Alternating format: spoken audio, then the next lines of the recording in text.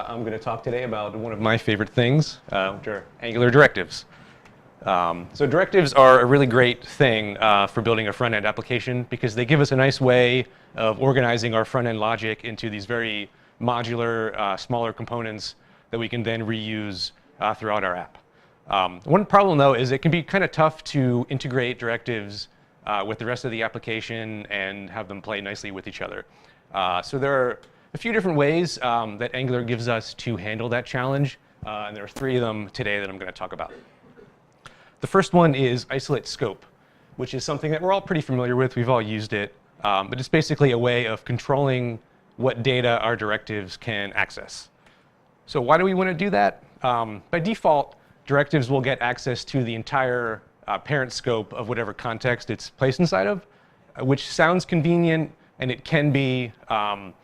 Except when you write a directive, you probably want it to be used in a variety of places throughout your app. So you really don't want it to depend on any particular context. So you don't want to have too much of the state of the application bleeding into the directive. You want to kind of separate it and control what data is going to be put into it. And that way you won't also accidentally change data from inside the directive that the rest of your app isn't expecting to be changed. So we get three ways of passing data into an isolate scope. And we define those using these three different symbols. And they have different behavior assigned to them. So the first is the @ symbol, which basically it binds a property on the directive scope to an HTML attribute that's defined on the directive element. So you would say something like data equals some variable that's passed in as a string. And then you have a property called data on your directive scope that is equal to the variable that is passed in. So one thing about this is it's always going to be a string because it uses HTML attributes to pass it, and those are always strings. And this gives us a one-way binding with the parent scope. So if the parent scope changes, then the value inside of the directive will get updated. But it does not update the other way around. If you want to update the other way around, you need to use the equal sign, which lets you pass in a reference to an object from the outer scope into the directive scope. And since you're passing it by reference, you can update the value inside of the directive or outside, and in both contexts, it will be updated as well. One thing about this is for that to work, you have to use an object. If you use something like a string or a number, then that will get passed in as a value instead of by reference, and then what you'll be manipulating will be a new instance of that value rather than the same object in memory. And the third type of isolated scope variable uses the ampersand.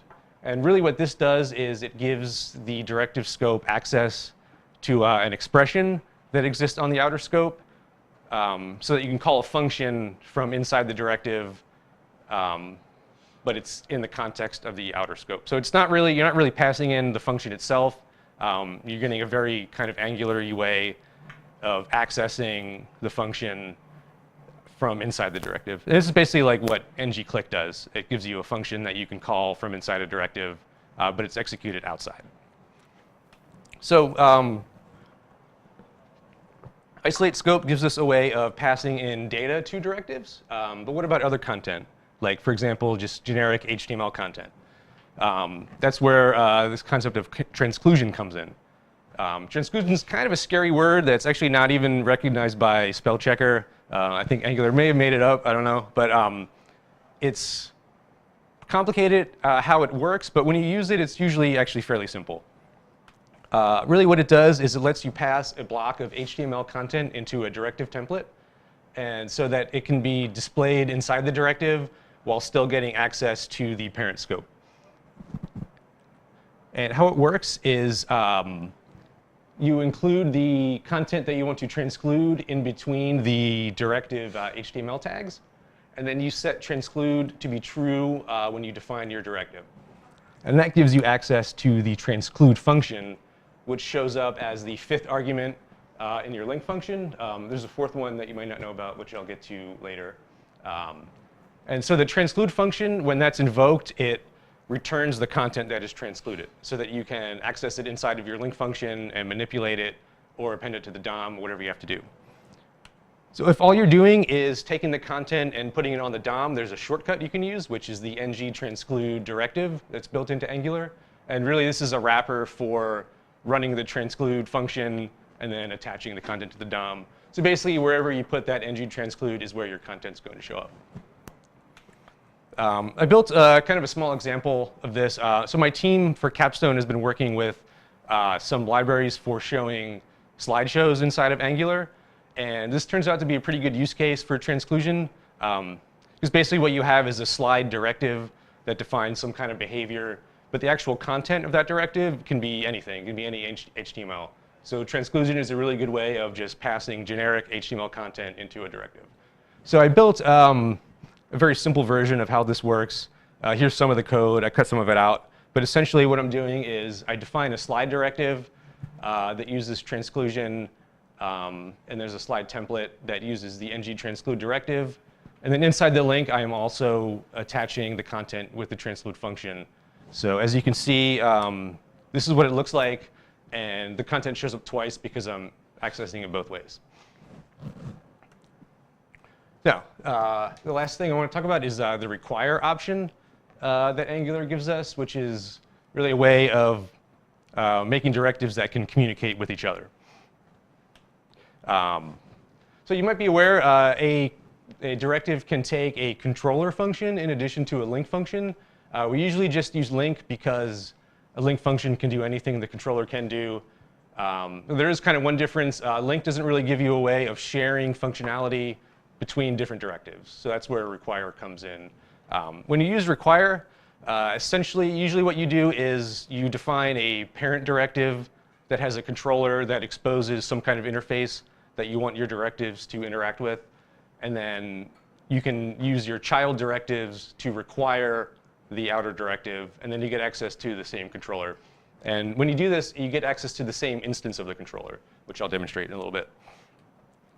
So here's an example I made building off the slide thing. It's pretty contrived, but what I did was I created an outer slideshow directive that all it does is keeps track of a variable called current count, and then it exposes a function attached directly to the scope called count that logs out the current count and increments it.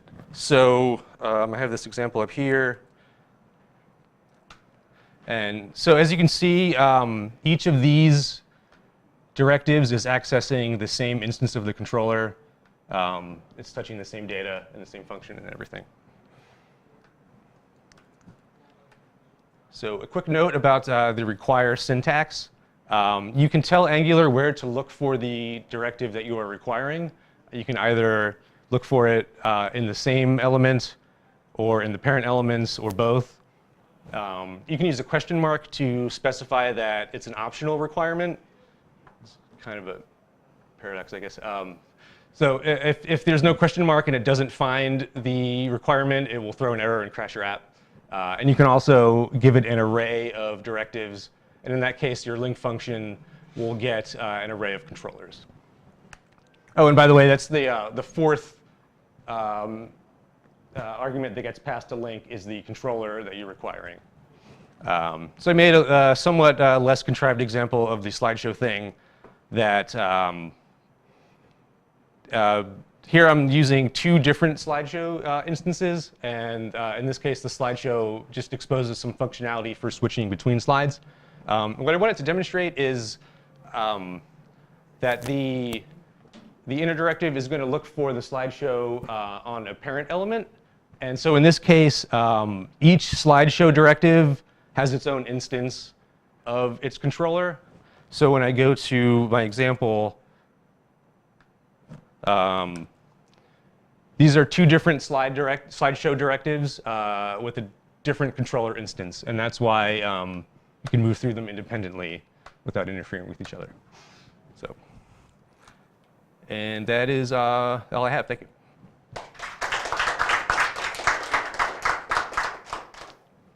Any questions?